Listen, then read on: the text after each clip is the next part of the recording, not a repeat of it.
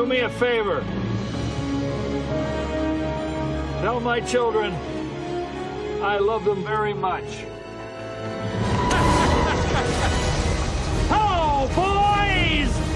I'm back!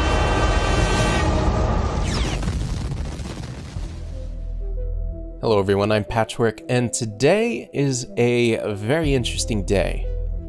Thanks to the generosity of Eagle Dynamics, I've been given an opportunity to show you guys an early look at the DCS F A-18C Hornet.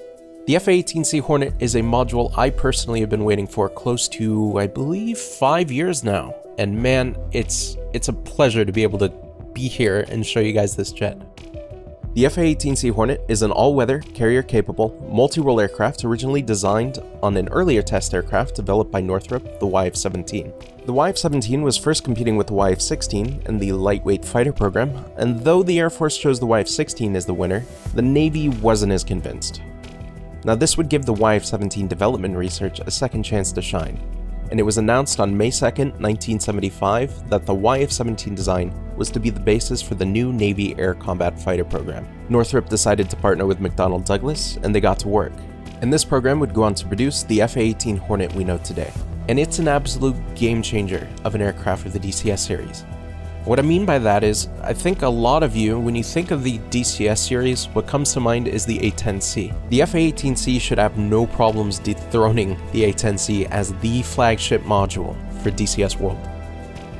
If you're a fan of air-to-air, air-to-ground, or both, the F A-18C has you covered. It's a true jack-of-all-trades aircraft. There's a lot of aircraft out there that can do a little bit of both, but the F A-18C, much like the F-16, excels at it. As they progress into the early access period, features will be added constantly to the aircraft. It also isn't a bad way, in my opinion anyway, to learn the aircraft and systems by studying them as they're implemented into the sim.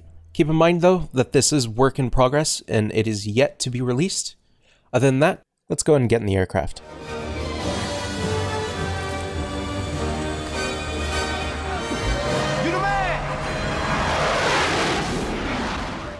The first thing I noticed instantly is just the detail in the cockpit.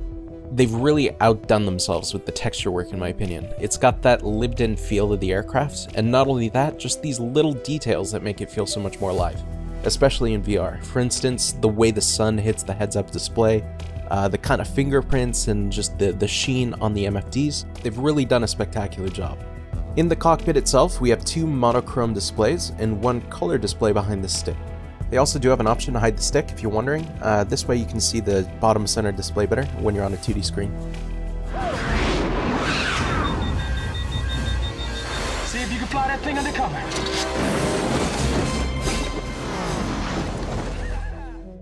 So in the Hornet, you have the IFI, also known as the Integrated Engine and Fuel Indicator, and that shows you your engine and fuel information, as you can guess from the name.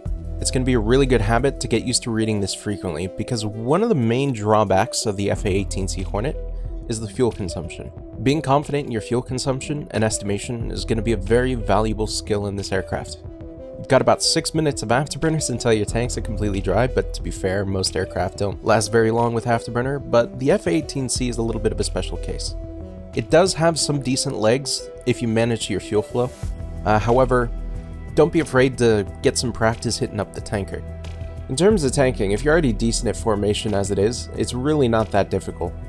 Having the probe on the front means it's always kind of there as a reference in your periphery, and so when you're holding that formation with the tanker and you're trying to ease yourself into the basket, it's always kind of there in your mind on where it is.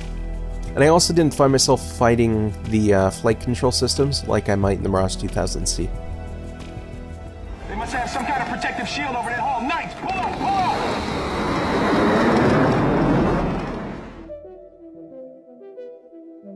The Hornet is controlled by a fly-by-wire system, or a flight control system, FCS for short, that you as a pilot can give suggestions to what you want the plane to do, but it's really the one that determines how it's going to get done.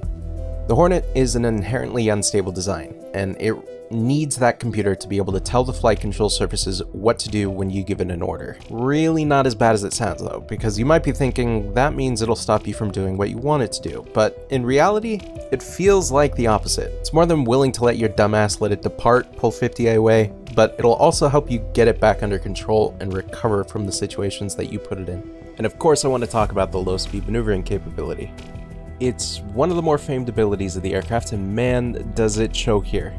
Now, I was just trying an aggressive vertical loop, and of course my speed drops due to the aggressive maneuvering, but what surprised me was that as my speed was plummeting, I didn't feel like I was losing any control.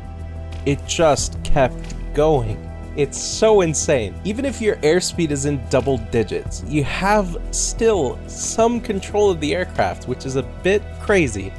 In a turn fight though, that on-demand nose authority, that just, I mean, it'll give you what you're asking for. That means a lot, especially when you can just do those snapshots with sidewinders or guns.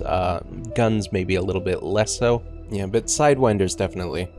And I'm sure in the future, paired with the joint helmet mounted queuing system and the AIM-9X, it's going to be one of the deadlier combinations in the game. Pilot, you armed? Armed and ready, sir. I'm packing.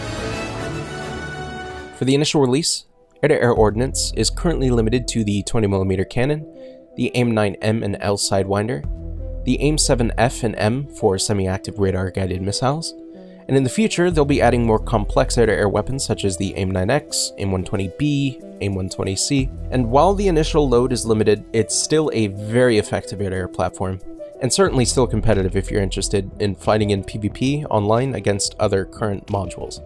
I would say especially if you have some experience in the Mirage 2000C, the weapons are going to feel right at home, if not better. And the reason why is because you can carry more semi-active radar-guided missiles. That little bit of extra security is not to be underestimated. I have seen a few comments, not frequently, and mostly they've been responded to in those cases.